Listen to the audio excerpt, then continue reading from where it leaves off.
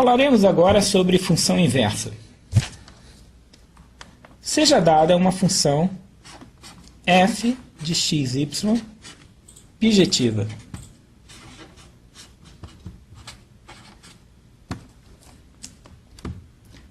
A função inversa da f é uma função denotada pelo símbolo f a menos 1, que tem domínio y, imagem x.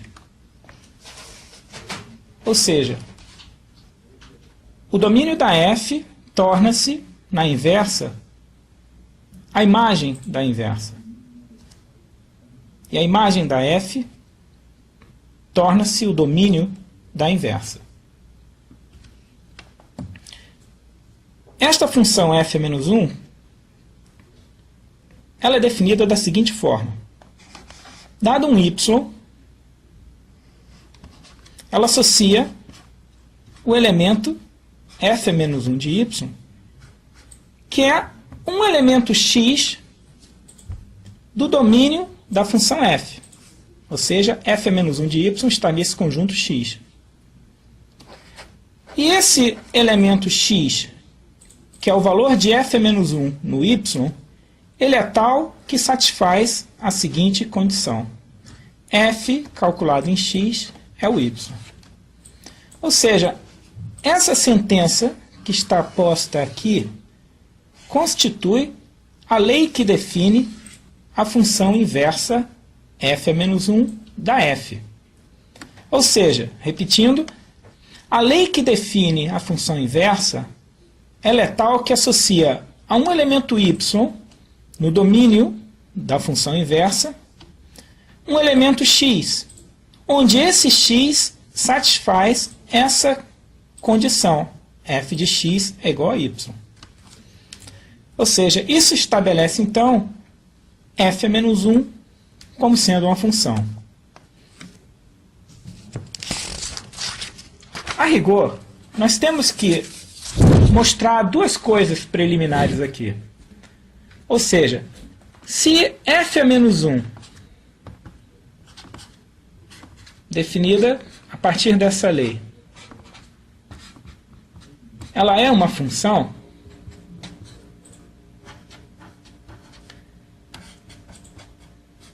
essencialmente, nós temos que mostrar que essa f a menos 1 definida por essa lei está definida para todo y do conjunto y grande, que era a imagem da função f. E, além disso, temos que mostrar também que, dado um y no conjunto y grande, o f a menos 1 de y ele é único. Ou seja, a lei que define a função inversa realmente é uma lei típica de uma função. Não há dois elementos x associados ao mesmo elemento y. Ou seja, temos que mostrar essas duas propriedades para assim realmente checar que f a menos 1 é uma função. Ou seja, colocarei isso como uma observação. f a menos 1 é função.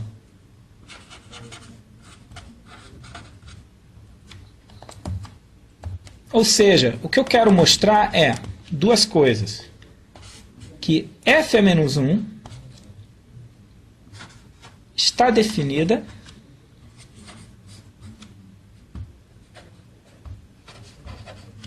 para todo elemento y de y grande, o domínio da f a menos 1. E uma segunda condição é que para todo y no domínio da f a menos 1 vai existir um único elemento x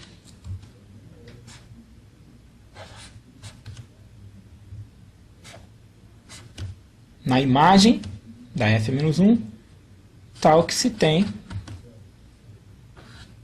f a menos 1 de y igual a x. Ou seja, para mostrarmos que f a menos 1 é uma função, essas duas condições,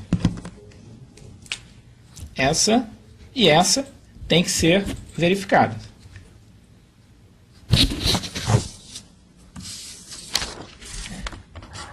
Bom, vamos mostrar que f a menos 1 é uma função que está definida para todo y no conjunto y grande. Devemos lembrar que a f a menos 1 ela é uma função de y grande em x grande. Bom, para mostrar isso, nós lembramos que f é uma função objetiva, ou seja, f é sobrejetiva e injetiva. Vamos considerar então a condição de f sobrejetiva, que é o que vai ser utilizado para provarmos que f está definida no conjunto y grande. Ora, se f é sobrejetiva, e sendo f, lembrando, uma função de x grande em y grande, nós sabemos que qualquer que seja o elemento y, aqui, em y grande, existe um elemento x em x grande, ou seja, no domínio da f, tal que y é f de x. Agora, a definição da inversa nos diz que f a menos 1 de y é igual a x, se e somente se f de x for igual a y. Ou seja, essa condição aqui, a partir da definição da inversa, nos garante que se y é f de x, então a volta nos diz que f a menos 1 de y é igual a x. Ou seja, se eu pegar um y no y grande, que é o domínio da f a menos 1, sempre vai existir a imagem f a menos 1 de y, que é esse elemento x que eu obtenho pegando f de x. Ou seja, a função f a menos 1 ela está definida para todo y pertencente a x. Ou seja, a primeira parte de ser função fica mostrada. Temos agora que mostrar que, ao considerarmos f a menos 1, f a menos 1 de y, ele é único. Ou seja, não existem duas imagens associadas a esse y pela f a menos 1.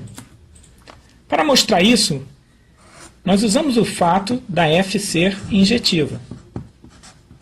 Lembrando, se f é injetiva, isso implica que, se f de x1 é igual a f de x2, então x1 é igual a x2.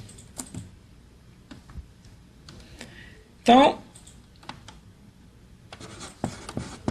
seja um y pertencente ao domínio da f a menos 1. Mais uma vez, devemos lembrar que f a menos 1 é uma função definida de y grande a x grande. Suponha que existam dois elementos, x1 e x2,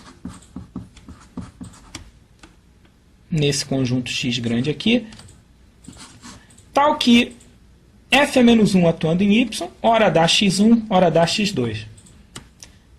Para que f a menos 1 seja uma função, a gente tem que ser capaz de obter que x1 é igual a x2. Ora,